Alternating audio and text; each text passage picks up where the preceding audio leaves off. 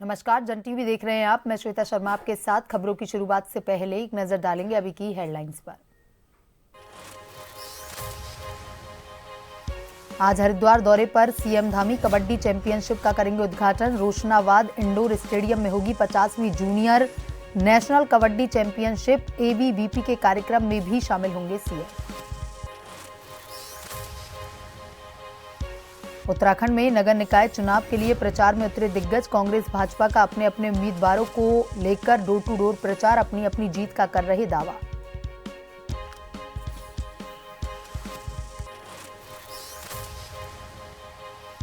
अड़तीसवें राष्ट्रीय खेल के लिए स्वयंसेवकों के पंजीकरण की अंतिम तिथि आज। 30,000 से ज्यादा वॉलंटियर्स ने कराया रजिस्ट्रेशन। अब दिया जाएगा प्रशिक्षण। खेलों के संबंध में राज्यपाल ने राजभवन में ली अधिकारियों की बैठक। खाद्य नागरिक आपूर्ति एवं उपभोक्ता मामले की मंत्री रेखा आर्या ने सभी जिला पूर्ति अधिकारियों के साथ की वर्चुअल बैठक। योजना की समीक्षा की। जल्द खाद्य तेल के रूप में सरसों का तेल भी मिलेगा।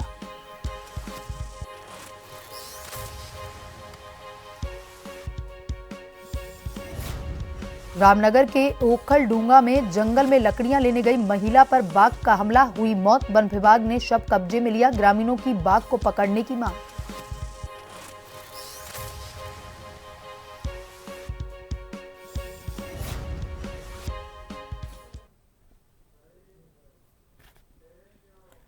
और अब खबरें विस्तार से।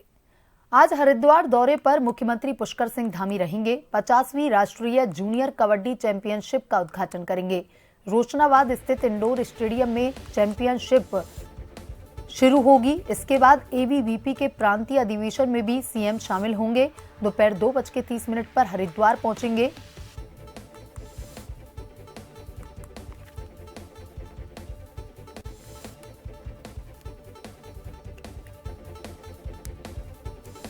तो आज हरिद्वार के दौरे पर रहेंगे मुख्यमंत्री पुष्कर सिंह धामी। 50वीं राष्ट्रीय जूनियर कबड्डी चैंपियनशिप का करेंगे उद्घाटन।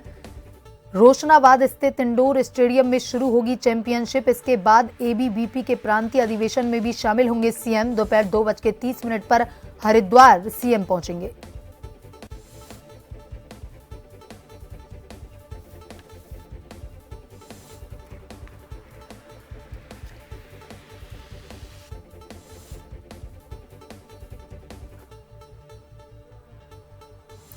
तो हरिद्वार दौरे पर रहेंगे आज मुख्यमंत्री पुष्कर सिंह धामी। 50वीं राष्ट्रीय जूनियर कबड्डी चैंपियनशिप का उद्घाटन करेंगे। रोशनाबाद स्थित इंडोर स्टेडियम में चैंपियनशिप शुरू होगी और इसके बाद एबीवीपी के प्रांतीय अधिवेशन में शामिल होंगे सीएम। दोपहर 2:30 पर सीएम हरिद्वार पहुंचेंगे।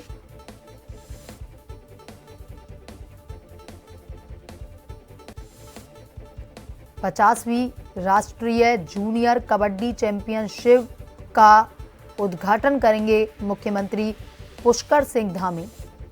2:30 पर हरिद्वार पहुंचने का है कार्यक्रम। उसके बाद एबीवीपी के प्रांतीय अधिवेशन में भी शामिल होंगे सीएम।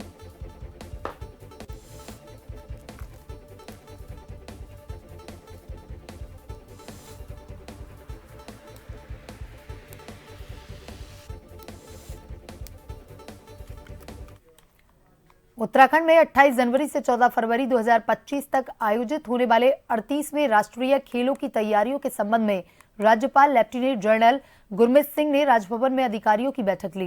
बैठक में शासन और खेल विभाग के उच्च अधिकारी मौजूद रहे। विशेष प्रमुख सचिव खेल अमित सिन्हा ने अभी तक की गई तैयारियों के बारे में विस्तृत जानकारी देते हुए बताया कि राष्ट्रीय खेलों की तैयारियां अंतिम चरण में हैं और तय समय से पूर्ण कर ली जाएंगी। राज्यपाल ने कहा कि यह आयोजन प्रदेश की खेल प्रतिभाओं को राष्ट्रीय स्तर पर नई पहचान दिलाने का अवसर भी है। उन्होंने अधिकारियों को इस आयोजन को ऐतिहासिक और यादगार बनाने के लिए पूरी प्रतिबद्धता, समर्पण और टीम भावना के साथ कार्य करने के भी निर्देश दिए। उन्होंने सुझाव दिया कि इस आयोजन में स्कूल और कॉलेज के छात्रों को भी शामिल किया जाए ताकि वे भी इसका लाभ ले सकें। राज्यपाल ने आईटीडीए को इस आयोजन से संबंधित सूचनाओं हेतु डैशबोर्ड बनाने के निर्देश दिए।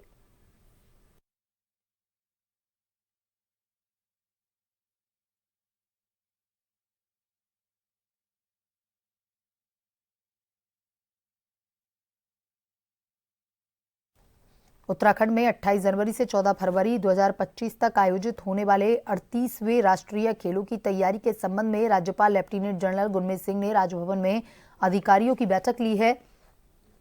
38वें राष्ट्रीय खेलों का आगाज 28 जनवरी से 14 फरवरी तक होगा।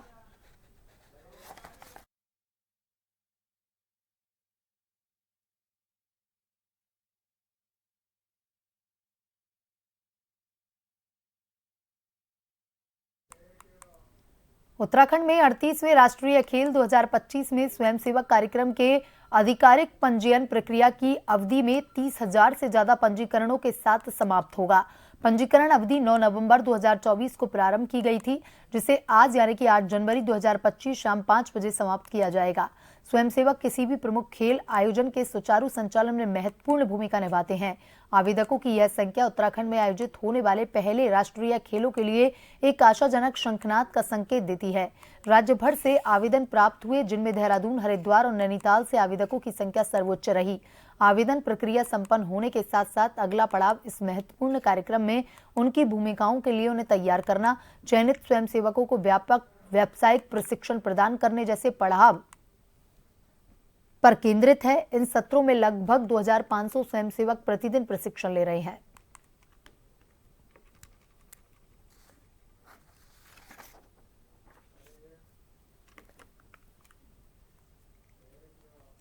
उत्तराखंड में जल्द ही जनता को राशन के साथ खाद्य तेल के रूप में सरसों का तेल भी मिलने जा रहा है। इसके लिए खाद्य नागरिक आपूर्ति एवं उपभोक्ता मामले की मंत्री रेखा आर्या ने अधिकारियों को प्रस्ताव तैयार करने के निर्देश दिए हैं। मंत्री ने मंगलवार को सभी जिला पूर्ति अधिकारियों के साथ वर्चुअल बैठक में विभिन्न योजनाओं की समीक्षा की।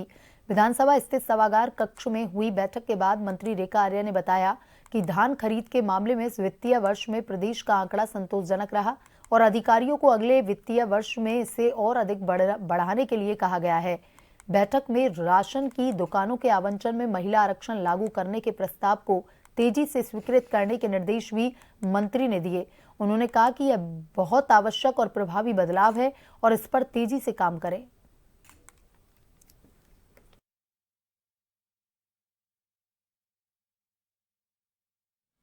मुफ्त गैस रिफिल योजना की भी समीक्षा की गई है, जिसमें हमारे सभी जनपदों में हमारी मुफ्त गैस रिफिल योजना का जो हमारा अंत्योदय परिवार की हमारी महिलाएं हैं वो उसका लाभ ले रही हैं, जिसका बजट भी जो है शासन से निर्गत हो गया है।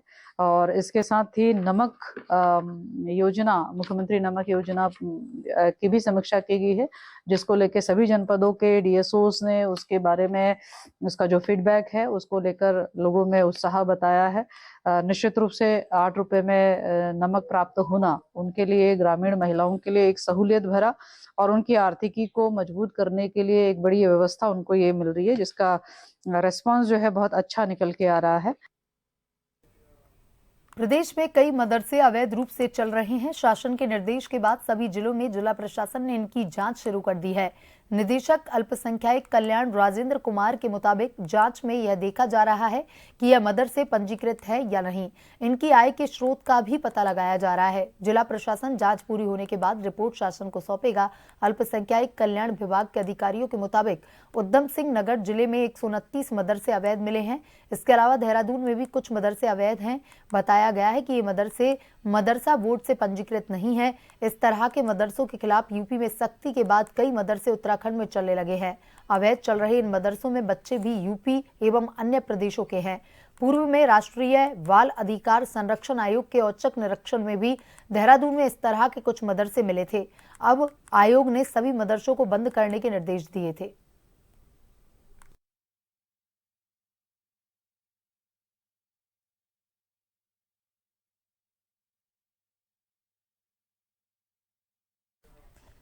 भारतीय ग्रामोत्थान संस्था उत्तराखंड के ऋषिकेश में स्थित गैर सरकारी संगठन है।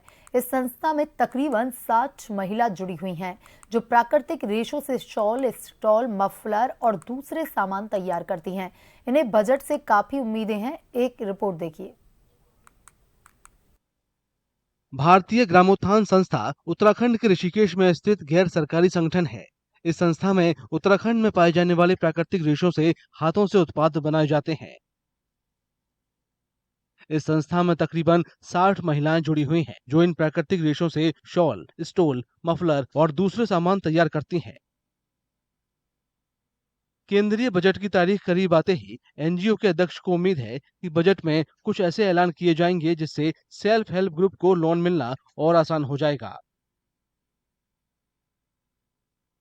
जी, हम सरकार से यही उम्मीद करते हैं कि स्वयं सहायता समूह की जो महिलाएं हैं उनके लिए और लिबरल पॉलिसी हो, महिलाओं को लोन आसानी से उपलब्ध हो, ज़्यादा पेपर वर्क ना हो, क्योंकि ये महिलाएं गरीब तबके की भी हैं, बहुत ज़्यादा साक्षर भी नहीं है, मतलब बहुत ज़्यादा पढ़ी लिखी भी नहीं होती हैं। तो इनके लिए एक तो लोन की प्रोसेस ईजी होनी चाहिए, क्योंकि ये जो कॉटेज इंडस्ट्री है इसको बचाने के लिए हम काम कर रहे हैं। जब तक ये घर घर में महिलाएं नहीं करेंगे तब तक थोड़ा मुश्किल है, तो थोड़ा सा लोन की प्रोसेस को इजी बनाए। सेल्फ हेल्प ग्रुप में काम करने वाली महिलाओं का कहना है कि यहाँ तैयार किए गए हर उत्पाद को बनाने में वे काफी मेहनत करती हैं। ये मैं भांग की वो बना रहे, मफलर बन रहा है, हम इसके स्टॉल बना सकते, शॉल बनता। तो कितनी मेहनत लगती है इसमें? बहुत मेहनत लगती, 3 घंटे में एक पीस बनता है ये भांग की मफलर। और मैं अभी वो बना रही हूँ स्टॉल। कौन सा धागा है ये ऊन का धागा है, कॉटन का ताना है और उसका बान है, शटल बान। एक शॉल बनाने में कितना समय लग जाता है लगभग? मैं 1-2 घंटे लग जाते हैं, 2 घंटे। 2 मीटर का होता है तो 2 घंटे लग जाते हैं इनमें।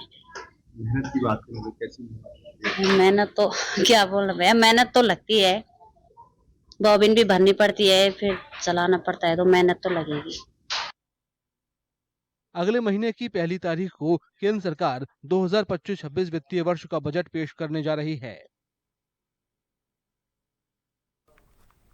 मसूरी गांधी चौक के व्यापारियों ने माल रोड में बढ़ती पटरी व्यापारियों की दुकान और रिटेल स्कूटियों के आतंक और अव्यवस्थाओं के खिलाफ मसूरी के गांधी चौक पर साकेतिक धरना दिया। इस मौके पर व्यापारियों ने स्थानीय पालिका और पुलिस के खिलाफ जमकर नारेबाजी की। गांधी चौक के व्यापारियों ने दोपहर 2 बजे तक अपने प्रतिष्ठान भी बंद रखे और स्थानीय और पालिका प्रशासन और मसूरी पुलिस पर गंभीर आरोप लगाए। उन्होंने कहा कि अगर अब भी व्यापारियों द्वारा उठाई गई मांग पर कार्रवाई नहीं की गई तो संबंधित विभाग के अधिकारियों के खिलाफ उग्र आंदोलन किया जाएगा।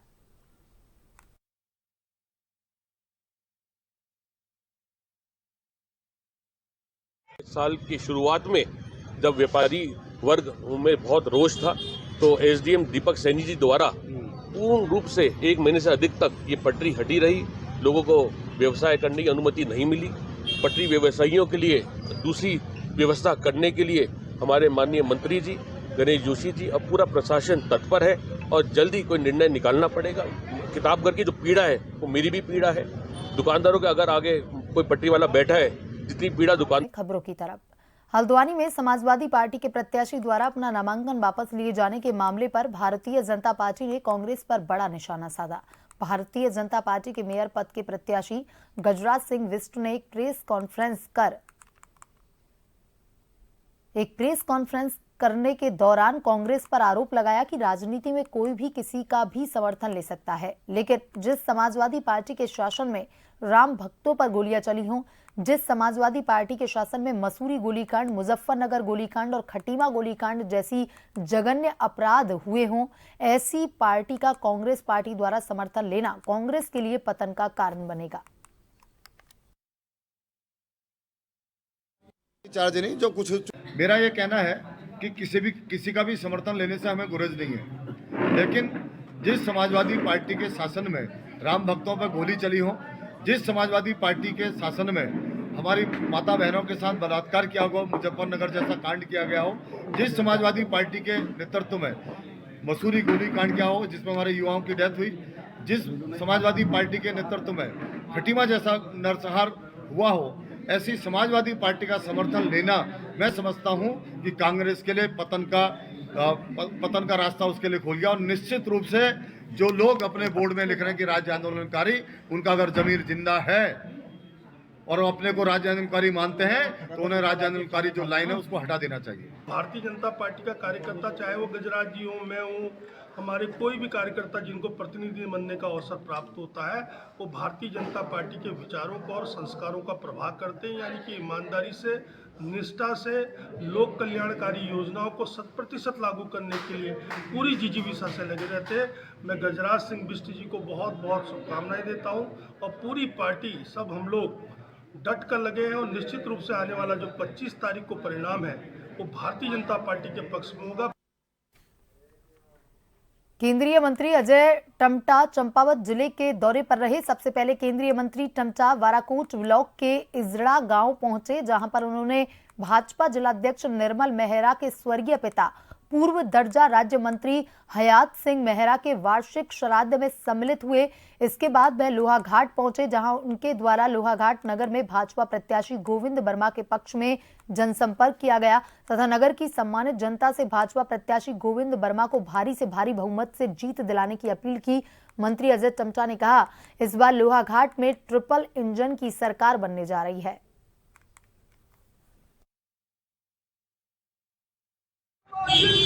छोटी इकाई के रूप में नगर पालिका, नगर पंचायत और मेयर के जो क्षेत्र है उन क्षेत्रों में भी विकास तेज गति से जाए और इसलिए जो डबल इंजन की ताकत है वो नीचे के तीसरे इंजन तक पहुंचे और आम जनमानस तक सीधे सुविधाएं पहुंचे। इसी की कड़ी में हमारे लोहाघाट के इस क्षेत्र में लगातार वर्षों से काम कर रहे श्रीमान गोविंद लाल वर्मा जी, जिनके विकास कार्य लगातार निरंतर लोहाघाट के कार्य को और तेज गति मिले, तो उनको प्रत्याशी बनाया है। उनको मैं आज जिस प्रकार से कार्यकर्ताओं में और लोहाघाट के जनता का मनोभाव देख रहा हूं, तो हम ऐतिहासिक बहुमत से लोहाघाट की इस नगर पालिका को बहुत बढ़िया जीत रहे। रुड़की में मेयर पद की उम्मीदवार अनीता देवी अग्रवाल चुनावी मैदान में अपनी किस्मत आजमा रही हैं, जिनके लिए रुड़की के भाजपा विधायक प्रदीप बन्ना घर घर जाकर वोट मांग रहे हैं। इसी के चलते रामनगर के बाजार में विधायक प्रदीप बन्ना ने भाजपा प्रत्याशी अनीता देवी गुप्ता के लिए वोट मांगे और उन्होंने कहा कि इस बार रुड़की के सारे मिथक तोड़कर अनीता देवी अग्रवाल को रुड़की की मेयर बनाना है।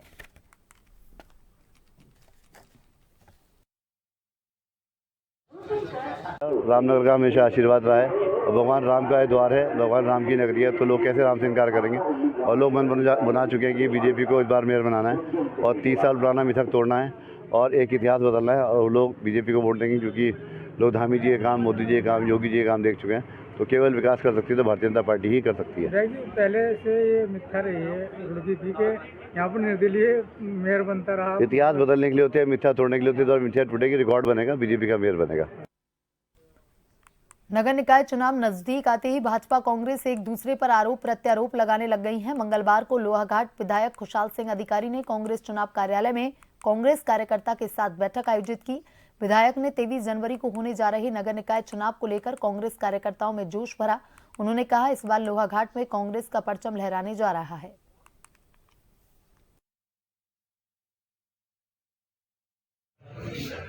वहां कह देंगे जल संस्थान वालों को कि भैया अगर 3 दिन के अंदर पानी नहीं आएगा तो हम आपके ऑफिस की तालाबंदी कर देंगे।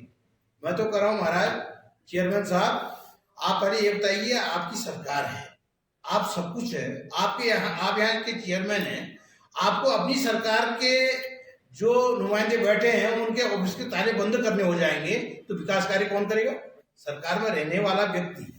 हम सौभाग्यशाली समझते, सरकार उनकी थी, उनको चेयरमैन बनना था और 2 बार बने, उसके लिए उनको अच्छी हम बधाई भी हमने दी। और अब जो वर्तमान में जो उन्होंने कार्य किए उससे हम बिल्कुल नाखुश हैं, यहाँ की जनता नाखुश है।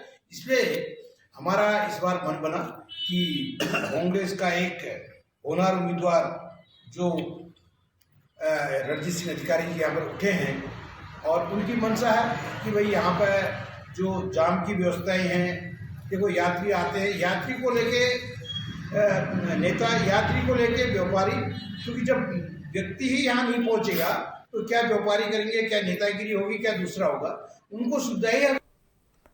मसूरी मोतीलाल नेहरू मार्ग पर एक कार के ब्रेक फेल हो जाने की वजह से उसकी चपेट में सड़क किनारे खड़ी 3 कारें आ गईं और पूरी तरीके से क्षतिग्रस्त हो गईं।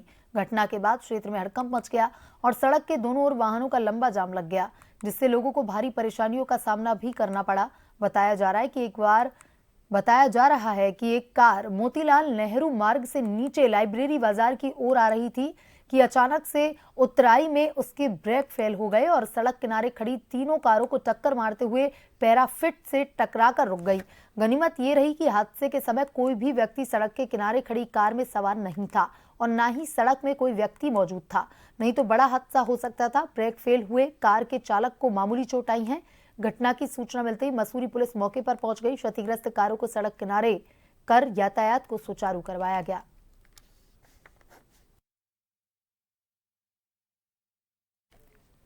मंगलवार को उत्तराखंड के रामनगर में एक महिला की कथित तौर पर जानवर के हमले में मौत हो गई। मृतक की पहचान शांति देवी के रूप में हुई है। घटना ओखल डूंगा इलाके में हुई।